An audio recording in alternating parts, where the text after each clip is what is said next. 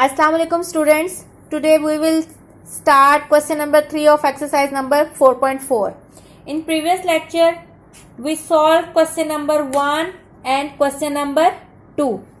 Question number 1 में हमने denominator को रैशनलाइज किया था और मैंने आपको बताया था कि हम डिनोमिनेटर को कब रैशनलाइज करते हैं।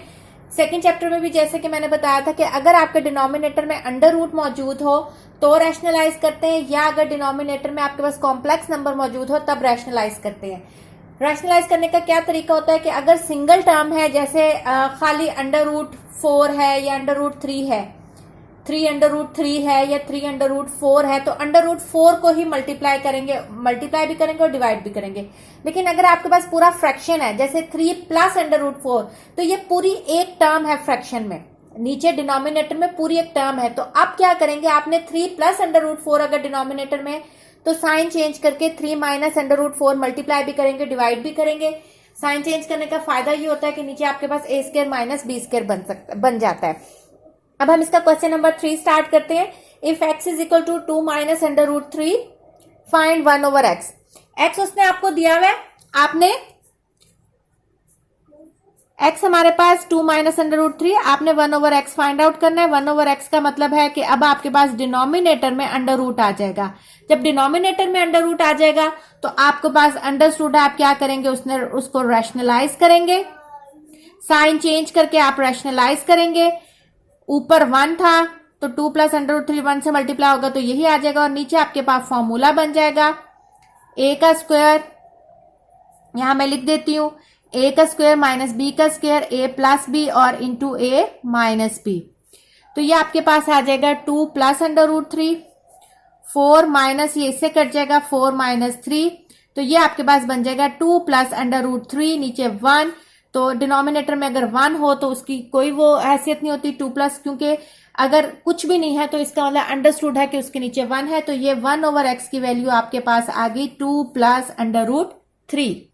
इसका सेकंड पार्ट, क्वेश्चन नंबर 3 का सेकंड पार्ट आप खुद करेंगे। थर्ड पार्ट में देखिए, अगर x आपके पास अंडर रूट 3 प्लस 2 उसने आपको दिया हुआ है, अब आपने 1 ओवर एक्स नहीं फाइंड आउट करना बल्कि x प्लस 1 ओवर एक्स करना है। तो x plus 1 over x find out करने के लिए भी पहले आपको 1 ओवर एक्स फाइंड आउट करना पड़ेगा। तो हमारे पास x उसने दिया हुआ है under root 3 plus 2, 1 over x क्या हो जाएगा, under root 3 plus 2, 1 over under root 3 plus 2, rationalise करेंगे साथ अंडर रूट 3 माइनस 2 और अंडर रूट 3 माइनस 2 के साथ मल्टीप्लाई भी करेंगे और डिवाइड भी करेंगे। ऊपर 1 है तो उससे मल्टीप्लाई होकर यही आ जाएगा, और नीचे आपके पास अंडर रूट 3 का स्क्वायर माइनस 2 का स्क्वायर यानी a प्लस बी और a माइनस बी, ये इससे कट जाएगा, आपके पास आ जाएगा अंडर रूट 3 माइनस 2 और 3 माइनस 2 का स्क्वायर क्या बन जाएगा 4।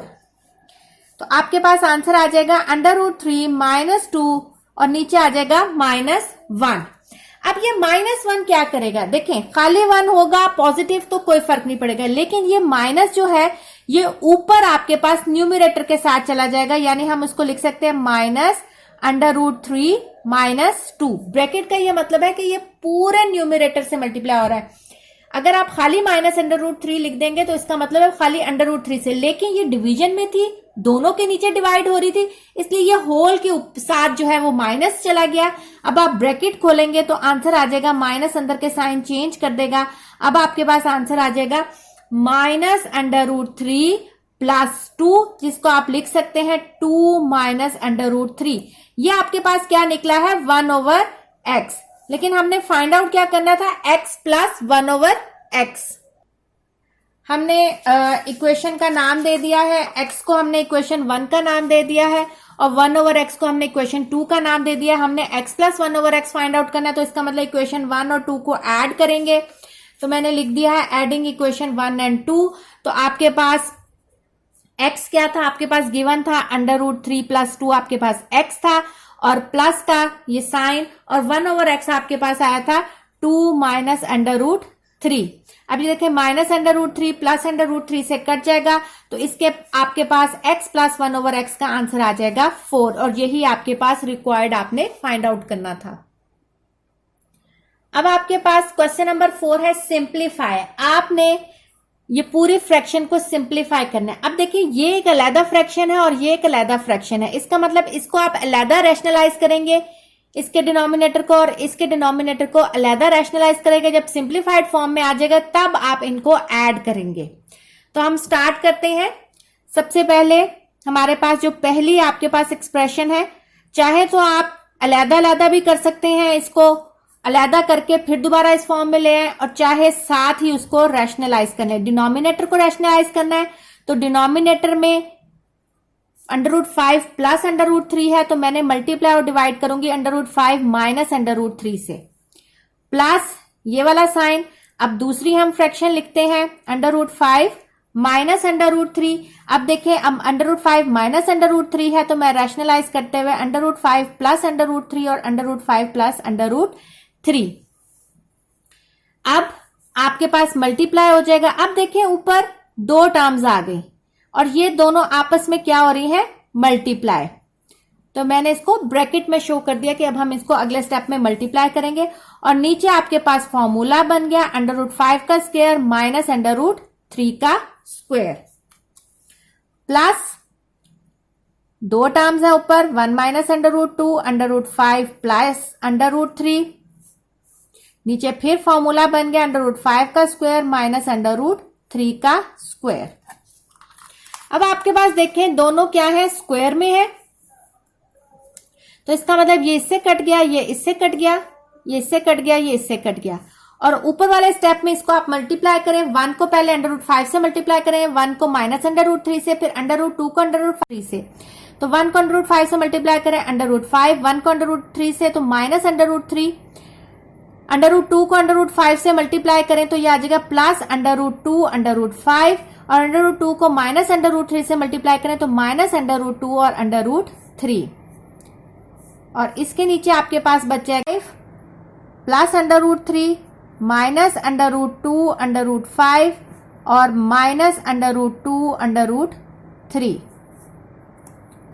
और ये आपके पास नीचे वही 5 माइनस 3। अब आप चाहें तो इसको पहले सिंप्लीफाई कर लें, फिर हम इसका एलसीएम लेंगे। तो अगर हमने प्रॉपर्टीज पढ़ी थी कि अगर आपके पास दो रेडिकल साइन मल्टीप्लाई के अंदर हैं तो हम उनको एक रेडिकल साइन के अंदर ला सकते हैं। तो हम लिख सकते हैं √5 माइनस √3 इकट्ठा नहीं हो सकता क्योंकि ये मल्टीप्लाई नहीं है बल्कि इनके बीच में माइनस का साइन है, सिर्फ मल्टीप्लाई वाली चीजें इकट्ठी हो सकती हैं। तो ये इसको हम अगर एक रेडिकल साइन के अंदर डालेंगे तो ये 5 × 2 10 बन जाएगा। इसी तरह ये दोनों भी मल्टीप्लाई हो रहे हैं और एक रेडिकल साइन के अंदर डालेंगे तो ये बन जाएगा 6, 5 माइनस 3 2, प्लस इसी तरह यहां हो जाएगा √5 प्लस √3 ऐसे आ जाएगा, और ये मल्टीप्लाई हो रहे हैं तो एक रेडिकल साइन के अंदर माइनस √10 और ये माइनस √6, और इसके नीचे भी 2। अब दो फ्रैक्शंस हैं तो एलसीएम लेंगे। एलसीएम देखें आपके पास दोनों का डिनोमिनेटर सेम है तो इसका मतलब एलसीएम 2 आएगा, और बीच में प्लस है तो इसका मतलब ऊपर एज इट इज वैल्यूज आ जाएंगी। 6 प्लस √5 प्लस √3 माइनस √10 और माइनस √6। अब देखें क्या चीज कटिंग होती है, प्लस √10 माइनस √10 से, प्लस √3 माइनस √3 से। तो आपके पास दो चीजें कट गई। और अब ये देखें ये √5 है और ये भी √5 है। मैंने ये आप लोगों को स्टूडेंट्स पहले भी बताया था कि अगर रेडिकल साइन के अंदर चीज होती है तो इसके बाहर का कोफिशिएंट जो है, जिस तरह आप वेरिएबल को ऐड करते हैं सेम इसी तरह रेडिकल साइन के अंदर जो चीज होती है उसको भी ऐसे ही ऐड करते हैं। यानी ये √5 एक आप समझ लें वेरिएबल की तरह है, तो इसके बाहर अगर कुछ नहीं है तो इसका मतलब इसका कोफिशिएंट 1 है और इसका भी कोफिशिएंट 1 है। तो 1 + 1 क्या बन जाएगा, 2 √5। इसी तरह -1 -2 साइन माइनस का, क्योंकि माइनस माइनस प्लस होता है, ये आ जाएगा ये। अब मैंने आप लोगों को ये बात पहले भी बताई थी कि अगर आपने ऊपर नीचे काटना हो तो जब तक वो मल्टीप्लाई की फॉर्म में नहीं आता हम उसको नहीं काट सकते। तो यहां देखें आपके पास पहले 2 कॉमन आएगा। अब देखें ये 2 जो है वो मल्टीप्लाई की फॉर्म में, अब ये डिनोमिनेटर से कट सकता है। तो आपके पास इस सारी वैल्यू का आंसर आ जाएगा √5 माइनस √6, यानी जो आपको गिवन आपको क्वेश्चन दिया हुआ था उसको सिंप्लीफाई करके ये आंसर आया है। क्वेश्चन नंबर 4 का पार्ट 2 आप खुद करेंगे, पार्ट 3 में करवा देती हूं। इसमें अब आपके पास देखें 3 आपके पास फ्रैक्शंस हैं, तो 3 को आप सेपरेटली पहले रैशनलाइज करेंगे और फिर सिंप्लीफाई करेंगे। तो चाहे आप पहले एक एक्सप्रेशन को कंसीडर करें, एक को और एक को फिर रैशनलाइज करें, और चाहे तो जिस तरह हमने क्वेश्चन नंबर 4 के पार्ट 1 में किया था कि एक दफा में कर लें। तो स्टूडेंट्स जब अलग अलग करते हैं तो उससे थोड़े से कंफ्यूज होते हैं, तो मैं आपको एक ही स्टेप में जो है वो इनको रैशनलाइज करके दिखाती हूं। रैशनलाइज करेंगे मतलब डिनोमिनेटर का साइन चेंज करके, यानी √5 माइनस √3 मल्टीप्लाई भी करेंगे, डिवाइड भी करेंगे। ठीक है, अगली आपके पास एक्सप्रेशन है प्लस 1/√3 प्लस √2, तो मल्टीप्लाई करके √3 माइनस √2 मल्टीप्लाई भी करेंगे और डिवाइड भी करेंगे, माइनस 3/√5 प्लस √2, इसको भी रैशनलाइज करेंगे, √5 माइनस √2 √5 माइनस √2, सिंप्लीफाई करेंगे। ये आपके पास नीचे फॉर्मूला बन गया √5 का स्क्वायर माइनस √3 का स्क्वायर, और 2 जो है वो √5 और माइनस √3 से दोनों से मल्टीप्लाई हो रहा है, इसलिए मैंने ब्रैकेट डाल दी, या आप मल्टीप्लाई का निशान डाल दें। प्लस 1 मल्टीप्लाई होगा तो 1 से आपको पता है 1 नहीं आता है, तो मैं √3 माइनस √2 ऐसे लिख देती हूँ, और नीचे आपके पास आ जाएगा √3 का स्क्वायर माइनस √2 का स्क्वायर। ये से कट जाएगा, ये से कट जाएगा, ये से कट जाएगा, ये से कट जाएगा। अभी आपके पास लास्ट एक्सप्रेशन रहती है 3 √5 माइनस √2 से मल्टीप्लाई हो रहा है, और नीचे आपके पास वही फॉर्मूला बन गया √5 का स्क्वायर माइनस √2 का स्क्वायर। ये भी इससे कट गया, ये इससे कट गया। अब आप चाहे तो मल्टीप्लाई कर लें, चाहे अभी इसको रहने दें कि आपके पास शायद कॉमन आ जाए। तो नीचे आपके पास आ जाएगा 5 माइनस √3, और नीचे आ जाएगा 5 minus 3 √3 minus √2, 3 minus 2 minus 3 √5 minus √2, तो 5 माइनस 2 5 माइनस 2। आपके पास 2 √5 माइनस √3, 2 प्लस √3 माइनस √2, 3 में से 2 गए 1, माइनस 3 √5 माइनस √2, और 5 माइनस 2 3। अब देखें ये मल्टीप्लाई में और एक ही एक्सप्रेशन के अंदर है, तो हम इसको इससे कट कर सकते हैं, इसको इससे कट कर सकते हैं। अब देखें आपके पास डिनोमिनेटर में कुछ भी नहीं रहा, 1 रहा, तो 1 का मतलब है कि एलसीएम लेने की जरूरत नहीं है डिनोमिनेटर में, वो तो सबके डिनोमिनेटर में 1 होता है। तो आप लिख सकते हैं √5 माइनस √3 प्लस √3 माइनस √2, और ये माइनस जो है ये आपके अंदर अभी मल्टीप्लाई होना है, तो अभी मैंने उसको ऐसे ही लिख दिया है। अगले स्टेप में मैं ब्रैकेट खोलूंगी तो वो अंदर मल्टीप्लाई होगा, तो ये बन जाएगा माइनस √5 प्लस √2।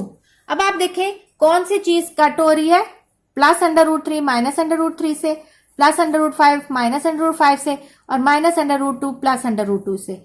ये बात स्टूडेंट्स याद रखें कि अगर ऐड और सब्ट्रैक्ट में आपके पास सारी चीजें कट जाती हैं तो आंसर हमेशा 0 आता है, और अगर मल्टीप्लाई और डिवाइड में अगर आपके पास सारी चीजें कट जाती हैं, जैसे फर्ज करें 2/2 कटता है, तो आंसर हमेशा 1 आता है। तो ये आपके पास एडिशन और सब्ट्रैक्शन में सारी चीजें कटी थी, इसलिए आंसर आपके पास आ गया इसका 0। स्टूडेंट्स क्वेश्चन नंबर 5 का पार्ट 1 आप खुद कर लेंगे। आपके पास x उसने दिया हुआ है 2 प्लस √3, और आपने x minus 1/x find out करना है, और x माइनस 1/x का होल स्क्वायर फाइंड आउट करना है। तो इसको क्वेश्चन नंबर 3 की तरह करना है। आपने पहले 1/x फाइंड आउट करना है, फिर x माइनस 1/x यानी x और 1/x को आपस में सब्ट्रैक्ट कर देना है, और फिर x माइनस 1/x का स्क्वायर ले लेना, तो आपके पास x माइनस 1/x स्क्वायर की वैल्यू आ जाएगी। इसका सेकंड पार्ट देखते हैं। उसने अब आपको x दिया हुआ है √5 माइनस √2 डिवाइडेड बाय √5 प्लस √2, और अब आपने क्या फाइंड आउट करना है, x प्लस 1/x भी फाइंड आउट करना है, x square plus 1/x square भी फाइंड आउट करना है, और x cube plus 1/x cube भी फाइंड आउट करना है। स्टूडेंट्स अगर देखिए आप इसमें x की वैल्यू देखें, ऊपर भी मतलब हमेशा आपके पास x जो था वो ऊपर डिनोमिनेटर में जो था वो रेडिकल था, और हम उसका जब 1/x लेते थे तो वो नीचे डिनोमिनेटर में आ जाता था, इसलिए आप रैशनलाइज करते थे। लेकिन अगर आप इस क्वेश्चन के x को देखें तो इसमें x के अंदर भी आपके डिनोमिनेटर में रेडिकल साइन है, यानी अंडर रूट का साइन है, तो हमें इसको भी रैशनलाइज करने की जरूरत है। यानी इस क्वेश्चन में आपने x को भी रैशनलाइज करना है, फिर जो आंसर आएगा उसका 1/x निकालना है। तो हम यहाँ x आपके पास है √5 माइनस √2 और √5 प्लस √2, तो इसको आप रैशनलाइज करेंगे, इधर ही कर लूंगी, डिनोमिनेटर में प्लस है तो यहां माइनस आ जाएगा। अब नीचे आपके पास, ऊपर देखें आपके पास √5 माइनस √2, चाहे तो आप इनको आपस में मल्टीप्लाई कर लें और चाहे तो इसका स्क्वायर ले लें और फॉर्मूला खोल लें। तो मैं उसका स्क्वायर लेके फॉर्मूला खोलूंगी, और ये आ गया आपके पास, ये इससे कट गया और ये इससे कट गया। अब आपके पास उसका फॉर्मूला खुलेगा, √5 माइनस √2 का स्क्वायर हो जाएगा a का square minus 2ab plus b का स्क्वायर, और नीचे आपके पास 5 माइनस 2 बच गया था 3। अब आप देखें ये इससे कट जाएगा और ये इससे कट जाएगा, आपके पास आ जाएगा 5 माइनस, अब ये देखें ये मल्टीप्लाई में, इसका मतलब आप इसको मल्टीप्लाई कर सकते हैं आपस में, तो ये आ जाएगा 10 और प्लस 2/3, 5 प्लस 2 आ जाएगा 7 माइनस 2 √10/3, ये आपके पास आई x की वैल्यू। लेकिन हमें फाइंड आउट करना है x प्लस 1/x, तो हमें 1/x की वैल्यू भी चाहिए। तो 1/x अगर आप देखें, अब x के अंदर डिनोमिनेटर में आपके पास रेडिकल नहीं है, लेकिन जब आप इसका रेसिप्रोकल लेंगे तो अब आप देखें अगेन आपके पास डिनोमिनेटर में फिर रेडिकल साइन आ गया, इसका मतलब 1/x में हमें दोबारा रैशनलाइज करना पड़ेगा।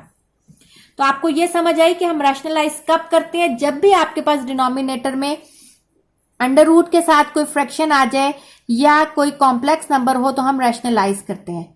तो अब यहां भी आपको रैशनलाइज करना पड़ेगा, तो ये आ जाएगा 3 7 प्लस 2 √10, और नीचे आपके पास फॉर्मूला बन जाएगा 7 का स्क्वायर माइनस 2 √10 का स्क्वायर। ये आपके पास 3 को मल्टीप्लाई करेंगे 20, या चले अभी नहीं मल्टीप्लाई करते, क्या पता ये नीचे से कटिंग हो जाए। 7 का स्क्वायर 49 माइनस, अब देखें ये स्क्वायर दोनों के ऊपर है, इसका मतलब 2 का भी स्क्वायर लेंगे पहले, वो 4 आ जाएगा, और जो 10 का स्क्वायर है ये इससे कट जाएगा, तो ये आ जाएगा 10, तो ये आ जाएगा 3 7 प्लस 2 √10 49 माइनस 40, तो ये आ जाएगा 3 7 प्लस 2 √10, और ये आ जाएगा आपके पास 9। तो ये हमने इसलिए 3 को मल्टीप्लाई नहीं किया था कि ये आपके पास कटिंग हो जाएगी, तो ये आ जाएगा आपके पास 7 प्लस 2 √10/3, ये आपके पास वैल्यू आ गई 1/x की। अब आगे क्वेश्चन आसान है, आपके पास x भी आ गया और 1/x भी आ गया, तो सबसे पहले आपने क्या फाइंड आउट करना है, x प्लस 1/x आपने फाइंड आउट करना है। तो हम x और 1/x की वैल्यू डालेंगे, दोनों को के बीच में प्लस का साइन है तो दोनों को प्लस कर देंगे। x आया था हमारे पास 7 माइनस 2 √10/3 प्लस 7 प्लस 2 √10/3 आपके पास आया था 1/x। ये देखें ये हमारे पास x आया था ये, और 1/x आया था ये, चाहे आप इसको इक्वेशन 1 दे दें, इसको इक्वेशन 2 दे दें और लिख दें कि ऐड इक्वेशन 1 एंड 2। तो ये आपके पास देखें एलसीएम लेंगे, डिनोमिनेटर सेम है तो ऊपर न्यूमरेटर भी एज इट इज आ जाएगा। तो आपके पास ये देखें 2 √10 माइनस 2 √10 से कट जाएगा, आपके पास 7 प्लस 7 क्या आ जाएगा 14। तो आपके पास x प्लस 1/x की वैल्यू आ गई 14/3। दूसरी वैल्यू आपने फाइंड आउट करनी है x square plus 1/x square की। तो देखें हमारे पास तो है x और 1/x, लेकिन हमें पता है कि अगर हम x प्लस 1/x का होल स्क्वायर लें तो ये आपके पास बराबर होता है x square plus 2x 1/x plus 1/x का स्क्वायर। तो हम लिख सकते हैं x square plus 2 plus 1/x square बराबर होता है x प्लस 1/x का स्क्वायर। हमें चाहिए क्या, एक्स स्क्वायर प्लस 1/x²। तो अगर हम एक्स स्क्वायर प्लस 1/x² को इधर रहने दें तो ये यहां 2 ऐड हो रहा है, वहां जाके क्या हो जाएगा, सब्ट्रैक्ट। तो एक्स स्क्वायर प्लस 1/x² में हमें किसके बराबर होगा, x प्लस 1/x का होल स्क्वायर माइनस 2 के। यहां अब आप वैल्यू पुट कर सकते हैं। x प्लस 1/x हमने अभी फाइंड आउट किया था, क्या निकला था आपके पास, x प्लस 1/x 14/3। तो आप इसको 14/3 को यहां पुट कर दें, माइनस 2। 14 का स्क्वायर होता है 196, 3 का स्क्वायर होता है 9, माइनस 2। एलसीएम लेंगे 9, 196, 9 2 18, 196 में से 18 गए तो बनता है 178/9। तो ये आपके पास आ गई वैल्यू किसकी, एक्स स्क्वायर प्लस 1/x² की। अब आपने x³ प्लस 1/x³ की वैल्यू फाइंड आउट करनी है। जैसे मैंने स्क्वायर की कराया, पहले फॉर्मूला बना के भी कर सकते हैं, या अगर हम इस तरह भी कर सकते हैं कि x प्लस 1/x हमारे पास है 14/3, taking cube on both sides. Square वाले को भी आप ऐसे भी कर सकते हैं, जैसे मैंने अभी करवाया वैसे भी कर सकते हैं, जैसे आपको आसानी लगे, इसलिए मैंने दोनों तरीकों से करा दिया कि चाहे पहले फॉर्मूला खोल के बना के फिर वैल्यूज पुट कर ले, चाहे x प्लस 1/x में पुट कर ले। तो जब आप इसका क्यूब लेंगे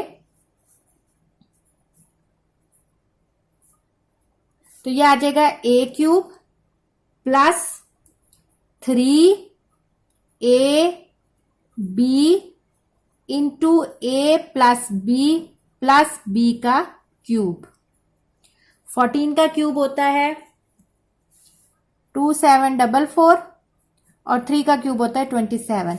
कहेंगे तो यहां मैं क्यूब का फॉर्मूला भी लिख देती हूं, a³ plus 3ab into a plus b का क्यूब। तो ये आपके पास फॉर्मूला है, ये इससे कट जाएगा, x³ plus 3x plus 1/x की वैल्यू पुट करेंगे जिस तरह हमने 4.2 में किया था, 14/3 plus 1/x³ is equal to 2744/27। ये 3 से कट जाएगा, ये यहां ऐड हो रहा है, वहां जाके 14 क्या हो जाएगा, सब्ट्रैक्ट हो जाएगा। 44/27 माइनस 14। आप इसका एलसीएम लेंगे, 27 है एलसीएम में, वहां 14 से मल्टीप्लाई होगा, 378, 2744 में से 378 गया तो 2366/27। तो ये आपके पास आ गया x³ प्लस 1/x³ की वैल्यू। इस एक्सरसाइज का लास्ट क्वेश्चन देखते हैं, question number 6। Determine the rational numbers at a and b if √3 minus 1/√3 plus 1 plus √3 plus 1/√3 minus 1 is equal to a plus b √3। अब देखें, जब वैल्यू फाइंड आउट करनी है तो हमें कंपेयर करना पड़ता है। जैसे हमने कॉम्प्लेक्स नंबर वाले में भी रियल वैल्यू को रियल से कंपेयर करते थे और कॉम्प्लेक्स नंबर को कॉम्प्लेक्स वाली वैल्यू से कंपेयर करते थे। तो यहां आपके पास हम इस साइड को सॉल्व करके इस फॉर्म में लाएंगे और फिर a और b की वैल्यू कंपेयर कर लेंगे। तो सबसे पहले हमें यहां रैशनलाइज करने की जरूरत है, हम रैशनलाइज करेंगे, दोनों टर्म्स जो हैं वो रैशनलाइज होंगी, -1/√3 -1, और अगली टर्म भी हो जाएगी वो +1 के साथ मल्टीप्लाई भी करेंगे और डिवाइड भी करेंगे, is equal to a plus b √3। आपके पास ये फॉर्मूला बन जाएगा और ऊपर भी आपके पास -√3 -1 सेम है, साइन सेम √3 -1 है, तो इसका मतलब है ये स्क्वायर बन जाता है। चाहे आप डायरेक्ट मल्टीप्लाई करें तब भी वही आंसर आता है, चाहे फॉर्मूला बना के खोलें तब भी एक ही बात है। तो यहां भी ऊपर अब प्लस का फॉर्मूला बन गया, a प्लस b √3। फॉर्मूला खोलें, a का स्क्वायर -2ab, b 1 है, प्लस 1 का स्क्वायर, ये कट जाएगा, 1 का स्क्वायर 1 ही होता है, प्लस ये भी फॉर्मूला खुलेगा √3 का square plus 2ab plus b का स्क्वायर, ये इससे कट गया 3 माइनस 1 और ये आ जाएगा a plus b under root 3। आपके पास ये इससे कट गया तो आपके पास आ जाएगा 3 minus 2 under root 3 plus 1, 3 minus 1 2 plus 3 plus 2 under root 3 plus 1 over 2। Denominator same है और फ्रैक्शन में है, एलसीएम लेंगे, ऊपर एज इट इज आ जाएगा माइनस, चाहे पहले सिंप्लीफाई करके खोल लें, अब मैंने वैसे लिख दिया तो मैं इसको पहले खोल लेती हूँ और फिर सिंप्लीफाई कर लेती हूँ। ये इससे कट जाएगा, ये इससे कट जाएगा, तो ये आपके पास आ जाएगा 3 3 6 7 और 8, तो ये आ जाएगा 8/2 a plus b under root 3। Simplify करें तो ये आ जाएगा 4a plus b under root 3। तो ये देखें, अगर आपके पास आया 4a plus b under root 3, अब देखिए 4 आपके पास a के बराबर हो गया, लेकिन अंडर रूट 3 रेडिकल के साइन वाली वैल्यू यहां क्या है, हम ऐसे लिख सकते हैं जैसे हमारे पास जब इमेजिनरी पार्ट नहीं होता था तो हम 0 आयोटा लिखते, तो हम यहां लिख सकते हैं 4 plus 0 under root 3 is equal to a plus b under root 3। 0 जब अंडर रूट 3 से मल्टीप्लाई होगा तो 0 होगा ना ये तो, लेकिन यहां आपके पास कंपैरिजन आ जाएगा, तो बाय कंपेयरिंग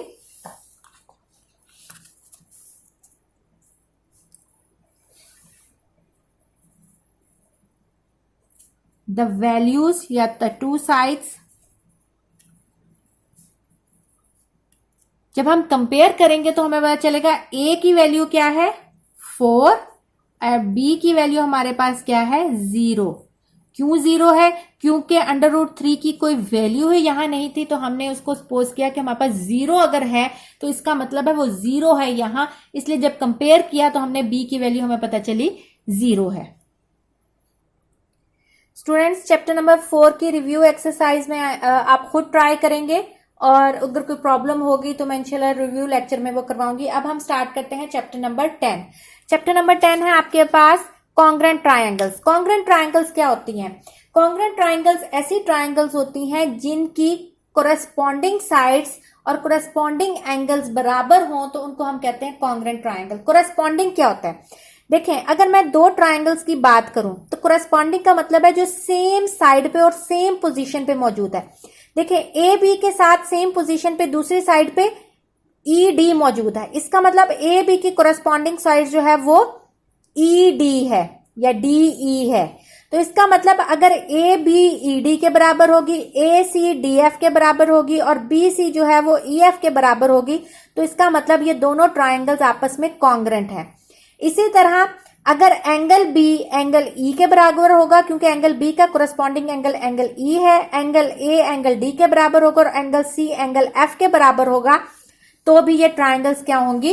कॉन्ग्रेंट होंगी। तो कॉन्ग्रेंसी ऑफ ट्रायंगल की डेफिनेशन है, इसको आप अपनी बुक्स में मार्क कर लें। Two triangles are said to be congruent written symbolically as, और इसको लिखते हैं हम कैसे हैं?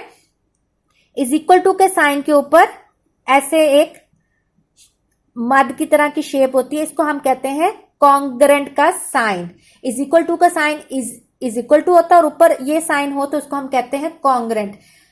आगे हम पढ़ेंगे कि ये अकेला हो तो सिमिलर का साइन होता है, इज इक्वल टू का साइन अलहदा होता है और ये जब मिल जाते हैं तो ये कॉन्ग्रेंट का साइन होता है। खैर आगे है, if there exist a correspondent between them such that all the corresponding sides and angles are congruent. कब हम दो ट्रायंगल्स को कॉन्ग्रेंट कहेंगे? जब उनकी कोरेस्पॉन्डिंग साइड्स और कोरेस्पॉन्डिंग एंगल्स जो हैं वो बराबर होंगे दो ट्रायंगल्स के, तो हम कहेंगे कि वो दोनों ट्रायंगल्स क्या हैं? बराबर। ए बी डी के, बी सी ई एफ के, सी ए एफ टी के, एंगल ए डी के, बी ई के और सी एफ के बराबर होंगे, तो हम कह सकते हैं कि triangle A B C congruent का साइन लगा के ट्रायंगल डी ई एफ के बराबर है। अब इससे रिलेटेड कुछ पोस्टुलेट है, कुछ थ्योरम की स्टेटमेंट है। इस चैप्टर के हम थ्योरम नहीं करते, लेकिन इनके थ्योरम की स्टेटमेंट्स जो हैं वो आपके लिए कुछ इसमें पोस्टुलेट है उसके लिए इंपॉर्टेंट है और कुछ एमसीक्यूज के लिए इंपॉर्टेंट है। तो पहले थ्योरम की स्टेटमेंट है, in any correspondence of two triangle if one side and any two angles of a triangle are congruent to the corresponding side and angles of the other then the triangles are congruent. अगर आपके पास दो triangles की आप correspondence check करें तो अगर एक side जो है और कोई से दो एंगल दूसरे ट्राइंगल की एक साइड और दो एंगल के बराबर होंगे तो इसका मतलब है वो ट्राइंगल्स आपस में कॉन्ग्रेंट है। यानी अगर आपके पास पूरी ट्राइंगल आपको नहीं बताया कि वो आपस में उनकी साइड्स बराबर हैं या नहीं, लेकिन अगर वो कहता है कि एक साइड जैसे ये बी सी बराबर है ई एफ के और दो angles, angle B angle E के बराबर और एंगल सी एंगल एफ के बराबर है, तो हम कह सकते हैं कि ये दोनों ट्राइंगल्स जो हैं वो आपस में कॉन्ग्रेंट है। ये एक पोस्टुलेट है, उसको हम कहते हैं एंगल साइड एंगल पोस्टुलेट। ये आप लोगों ने 8th क्लास में ये पढ़ा था। तो आपके पास आ जाता है state angle side angle postulate. तो आपने इसमें ये पूरी स्टेटमेंट देनी है कि according to angle side angle postulate in any correspondence of two triangles if one side and any two angles of triangle are congruent to corresponding side and angles of the other। corresponding का लफ्ज जरूर use करना है क्योंकि corresponding same position पे होना लाजमी है। तो इसका मतलब आपके पास दोनों ट्राइंगल जो है वो कॉन्ग्रेंट हो जाएंगे। अगले इसके पास है आपके पास क्रोलरी में है, in any correspondence of two triangle if one side and any two angles of a triangle same. वही आपका पोस्टुलेट दोबारा दिया हुआ है, साइड एंगल एंगल या एंगल साइड एंगल, किसी एंगल एंगल साइड, इसमें अगर आप ऑर्डर चेंज भी कर लेते हैं तो कोई फर्क नहीं पड़ता है। सेम वही कि अगर एक साइड दूसरी साइड की एक साइड से कोरेस्पॉन्डिंग साइड से बराबर हो और दो एंगल दूसरे के कोरेस्पॉन्डिंग एंगल से बराबर हो तो दोनों ट्राइंगल्स क्या होती हैं, कॉन्ग्रेंट। अब इसका थ्योरम है थ्योरम 10.1.2। आपके पास है if two angles of a triangles are congruent then the sides opposite to them are also congruent. अब वो कहता है कि अगर आपके पास दो ट्राइंगल्स हैं और उसमें दो एंगल्स जो हैं वो कॉन्ग्रेंट हैं तो इसका मतलब है जो साइड उनके ऑपोजिट है वो भी कॉन्ग्रेंट होगी। जैसे फर्ज करें कि अगर ये एंगल इस एंगल के बराबर है तो इसका मतलब ये जो इसकी ऑपोजिट साइड्स हैं ये भी आपस में कॉन्ग्रेंट होंगी।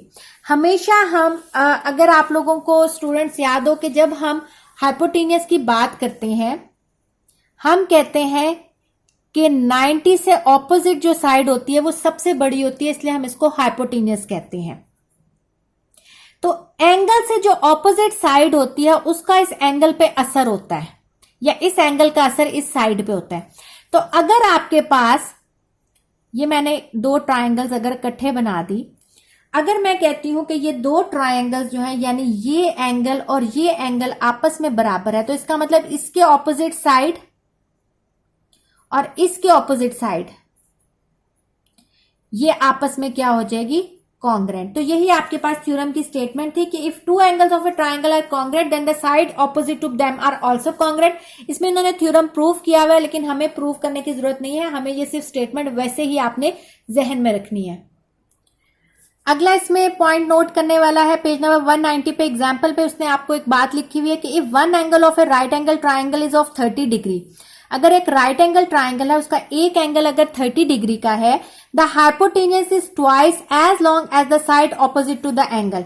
तो अगर राइट एंगल ट्राइंगल है तो हाइपोटेन्यूस तो होगा, तो वो कहता है कि हाइपोटेन्यूस जो है वो डबल होगा किसके, उस एंगल की ऑपोजिट साइड के। यानी ये 30 डिग्री के ऑपोजिट साइड की जो लेंथ है उससे हाइपोटेन्यूस डबल होगा। यानी हम कह सकते हैं कि ए सी बराबर होगा 2AB से। यानी फर्ज करें अगर ए बी आपके पास 4 है तो ए सी जो है आपके पास 4 इंटू 2 8 निकलेगा। तो ये बात भी आपने जहन में रखनी है। अगली एग्जाम्पल 2 की स्टेटमेंट है if the bisector of an angle bisect the side opposite to it the triangle is isosceles.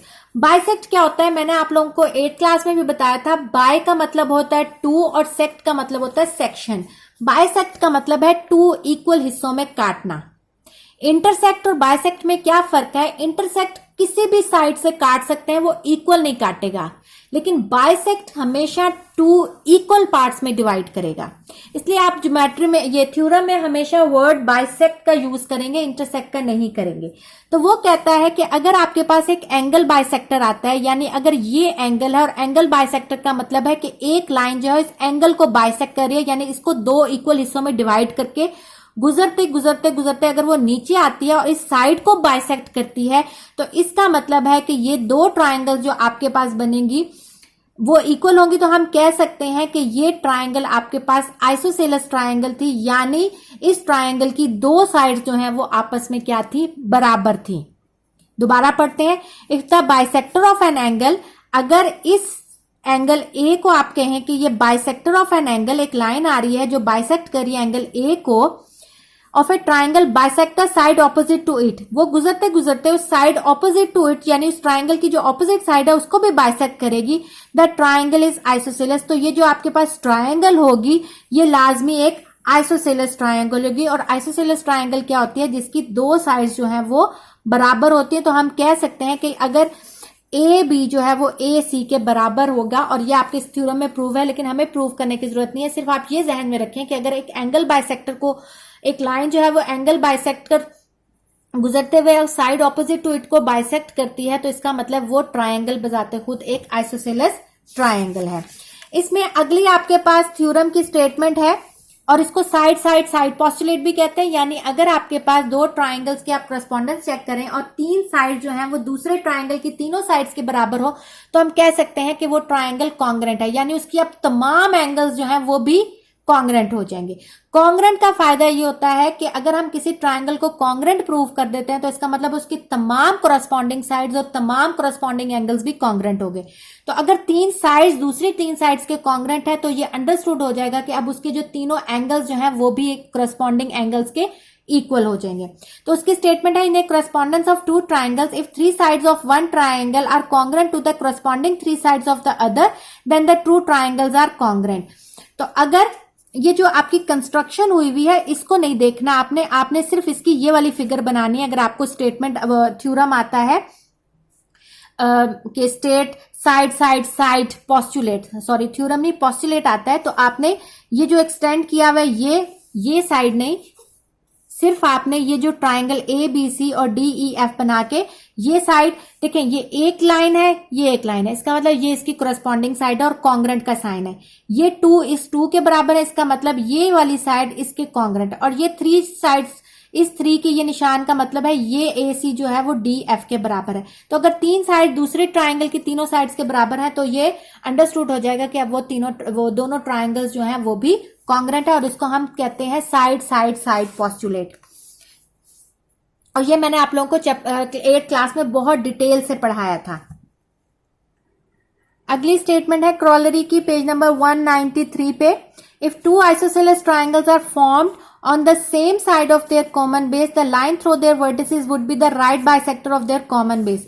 वो कहता है कि अगर दो आइसोसेलेस ट्राइंगल हैं वो सेम बेस के ऊपर बन रहे हैं, यानी ये ट्राइंगल इसके साथ आइसोसेलेस और दोनों की बेस जो है वो सेम है, तो वो कहता है जो वर्टिसेस से उनके ये वर्टेक्स होते हैं जहां एंगल बनता है ये, तो वो कहता है अगर आप वर्टिसेस से एक राइट बाइसेक्टर इसके ऊपर बनाएं, तो वो उसके ऊपर राइट बाइसेक्टर होगा उसकी कॉमन बेस के ऊपर। यानी यहां से अगर यहां जो आएगा, अगर आप ये ड्रॉ करेंगे तो वो उस कॉमन बेस के ऊपर राइट बाइसेक्टर होगा, यानी ए ई जो है वो राइट बाइसेक्टर होगा बी सी के ऊपर। दोबारा बताती हूं कि अगर वो कहता है आपके पास दो आइसोसेलेस ट्रायंगल बनती हैं, इस तरह बनती हैं कि अगर उनकी सेम बेस के ऊपर, यानी बी ई और ई सी सेम बेस के ऊपर अगर आपके पास दो आइसोसेलेस ट्रायंगल बनती है, तो उनके वर्टिसेस से अगर आप राइट बाइसेक्टर ड्रॉ करें तो वो उसके ऊपर क्या होगा, उसके बेस के ऊपर राइट बाइसेक्टर होगा, उनका जो वर्टिसेस का राइट बाइसेक्टर है, यानी ए ई जो है वो राइट बाइसेक्टर होगा बी सी के ऊपर, यानी उसके ऊपर परपेंडिकुलर होगा। अगले इसकी स्टेटमेंट है क्रॉलरी है पेज नंबर 194 पे, an equilateral triangle is an equal angular triangle. Equilateral triangle को हम इक्वल एंगुलर ट्राइंगल भी कहते हैं, क्योंकि इक्विलेटरल ट्राइंगल का मतलब है उसकी तीनों साइड्स बराबर हैं, और अगर तीनों साइड्स बराबर हैं तो मैंने अभी आपको बताया कि उसका मतलब है उसकी तीनों साइड्स भी बराबर होंगी। तो तीनों साइड्स बराबर हैं तो तीनों एंगल्स भी बराबर होंगे, तो हम इक्विलेटरल ट्राइंगल को इक्वल एंगुलर ट्राइंगल भी कहते हैं।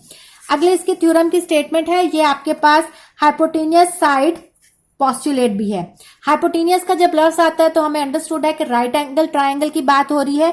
तो वो कहता है कि अगर आपके पास दो राइट एंगल ट्राइंगल है, ठीक है, एक ये ट्राइंगल है राइट एंगल, और ये वाली चीज को आप छोड़ दें जो आपके पास डॉटेड फॉर्म में है, तो वो कहता है कि अगर उसका हाइपोटेनियस दूसरे के हाइपोटेनियस से बराबर हो और उसके अलावा एक साइड दूसरे की साइड से बराबर हो, तो इसका मतलब है वो दोनों ट्राइंगल जो है आपस में कॉन्ग्रुएंट है। इसको हम दूसरे के हाइपोटेनियस से बराबर हो और एक साइड दूसरे की करस्पॉन्डिंग साइड से बराबर हो, तो इसका मतलब है अब उसके तमाम एंगल्स और तमाम साइड्स जो है वो बराबर है, यानी दोनों ट्राइंगल्स जो राइट एंगल ट्राइंगल है वो अब क्या है, कॉन्ग्रुएंट। इसको हाइपोटेनियस साइड पॉस्टुलेट कहते हैं। ये इसकी स्टेटमेंट लिखी हुई है आपके पास।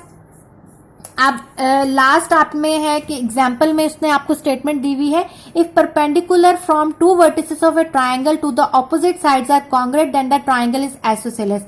अगर वो कहता है एक ट्राइंगल है उसकी दो वर्टिसेस से आप परपेंडिकुलर ड्रॉ करते हैं ऑपोजिट साइड के ऊपर, ये इधर ड्रॉ करते हैं ये इधर ड्रॉ करते हैं, और मैं कहती हूँ कि बी डी जो है वो सी ई के बराबर है, यानी ये जो आपने परपेंडिकुलर ड्रॉ किए हैं ये एक दूसरे के बराबर हैं।